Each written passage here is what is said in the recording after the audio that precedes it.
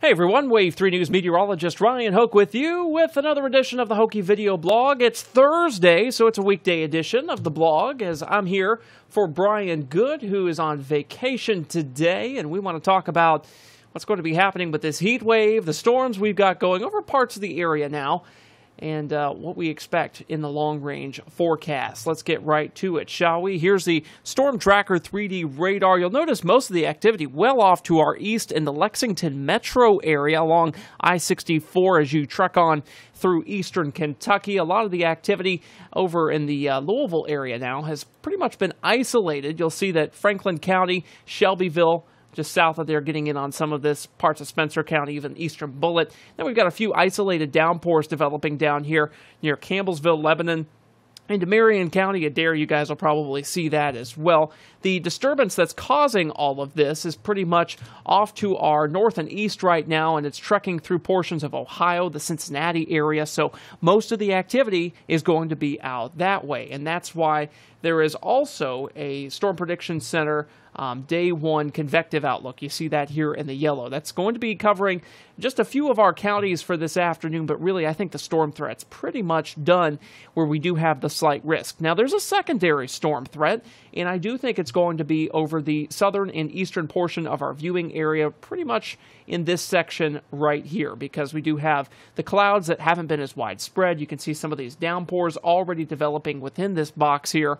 And that's where we're going to have at least a few downpours, maybe some lightning, some thunder, gusty winds, or maybe an instance of that or two, but otherwise this should be a fairly contained event. Nothing too wild, because the energy for that is going to be well to the north and east of that area. That'll be for this afternoon into early this evening. Just a small storm chance, most of us staying dry area-wide. SkyTrack network of cameras from E-Town showing you a gloomy day. A couple peaks of sun here and there across the area, but the clouds are spreading southward, so the southern portion of our viewing area, especially as you guys start to see those downpours develop, you will see it cloud up a bit. Notice the temperatures up towards Cincinnati and Covington in the 70s. You see all that rain-cooled air up there with the yellows and the greens on the map here. We're squarely in the 80s, some upper 80s showing up toward Fort Knox and Corden, Salem, Austin. You guys are all at 87. Columbia and Munfordville both at 88 degrees at this point, and we've got even some 90s in western Kentucky. And so the hot weather not too far off to our south and west, and I think things will be warming up this afternoon as we go throughout the next couple of hours or so. Upper 80s, we may touch 90.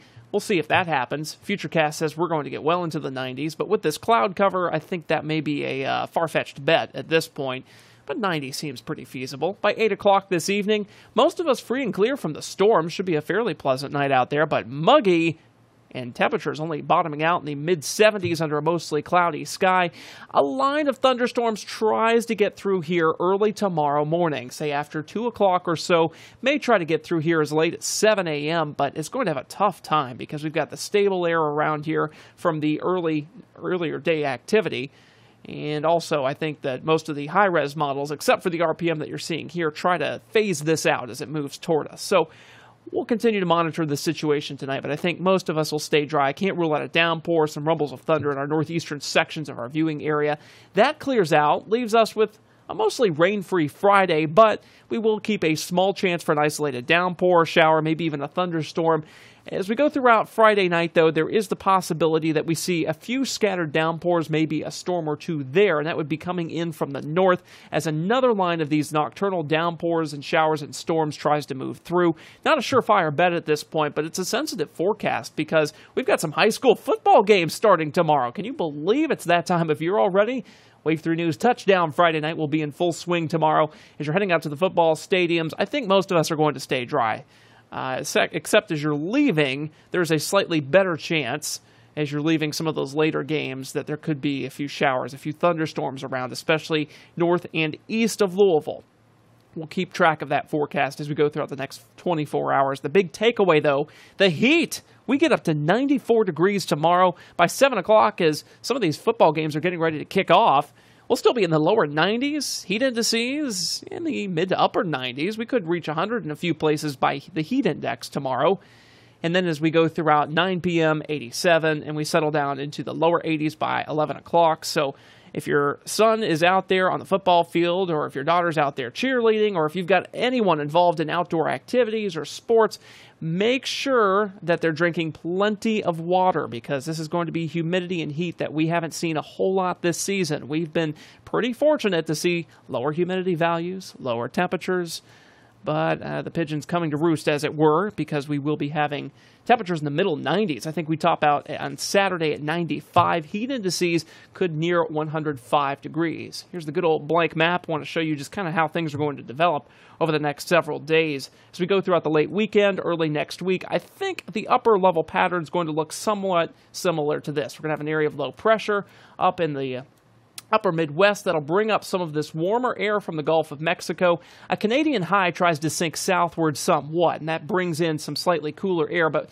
we're going to be in the battleground of this here in Metro Louisville and the surrounding areas. So expect temperatures to still be in the lower 90s, because we'll still have plenty of heat and humidity to go around, and that'll be going through next week. I think most of next week we see a high of 90 or better, but if we do see thunderstorms at a very opportune time in the afternoon with the peak heating, that could lower our temperatures in the upper 80s. We'll see how that works out. Otherwise, we will have that daily chance of showers and thunderstorms. Summertime pattern, we're used to it, just not this year because we haven't had it a whole lot. But then there's a sign that we could see a break in this heat, in this humidity, even though it won't be quite as bad as it will be on Saturday. The lower 90s persist next week, but there's a cold front that's going to be mounting its way through here as we go throughout some portion of next week. The question is, when is that? The GFS says it'll be about this time next week, Thursday night to early Friday, but the Euro and the Canadian models say it'll be later, probably toward Sunday. So that would be 2 Sundays from now when this happens. We'll see how that works out.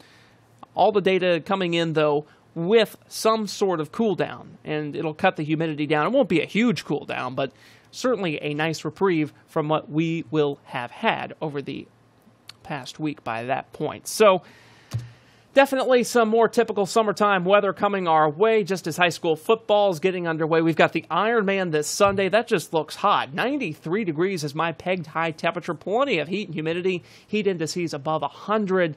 Whew, that's going to be miserable. It'll be nice when next year they move that event to a more seasonable time frame of October. Otherwise, I hope you have a great Thursday afternoon and Thursday evening. We'll be back here with you at Wave 3 News at 5:30. Kevin will be here at 5, 6, 7, 7:30, and 11, of course.